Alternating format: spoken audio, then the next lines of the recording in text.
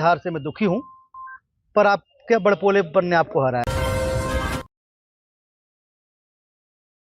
और भोजपुरी इंडस्ट्री से निकलकर आ रही है। चुनावी रणनीति के दौरान खेसारी लाल यादव पर बढ़ चढ़कर टिप्पणी करना मनोज टाइगर को पड़ा भारी। आखिर इन्हें जान से मारने की धमकी क्यों दिया जा रहा है और इससे खेसारी लाल यादव का क्या लेना देना है, ये जानते हैं। आप देख रहे हैं सैयद बिहार। चलिए वीडियो को स्टार्ट कर लेते हैं।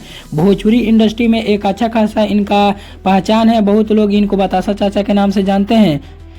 ये भोजपुरी फिल्मी की दुनिया में कॉमेडियन का किरदार निभाए हैं, जो खेसारी लाल के साथ भी कई सारे इनके फिल्में जो किए हैं। लेकिन अचानक ये खेसारी पर बढ़ चढ़कर टिप्पणी करने लगते हैं। दरअसल जब खेसारी लाल यादव बिहार विधानसभा चुनाव में आरजेडी का उम्मीदवार बनाए जाते हैं छपरा से, तब इनका भोजपुरी इंडस्ट्री में तो बवाल चल ही रहा था। एक जुबानी जंग छेड़ चुकी थी इस बीच, जो कि जब ये जंग लड़ रहे थे खेसारी लाल यादव छपरा को बदलने के लिए, तो अब भोजपुरी इंडस्ट्री में एक अलग ही जुबानी जंग चल रहा था। इसी बीच मनोज टाइगर कूद पड़ते हैं इस विवाद में और खेसारी पर बढ़ चढ़कर टिप्पणी करने लगते हैं। ये खेसारी को अनपढ़ गंवार और राजनीति का पाठ पढ़ाने लगते हैं अपने सोशल मीडिया के माध्यम से। मामला हालांकि यहाँ तक सीमित रहा, लेकिन जब खेसारी के हार पर ये टिप्पणी किए, खेसारी के फैंस को अच्छा नहीं लगा। वो वीडियो भी हम आपको दिखाते, लेकिन इन्होंने अपने सोशल मीडिया हैंडल से डिलीट कर दिए हैं। इन्होंने कहा कि बड़ बोलेपन नहीं आपको हराया। ऐसे मानिए इन्होंने घाव पर नमक छिड़कने का कार्य कर दिए ये जो कि मनोज टाइगर ने। तब क्या खेसारी फैंस भड़क उठे। तब से लगातार इनके फोन पर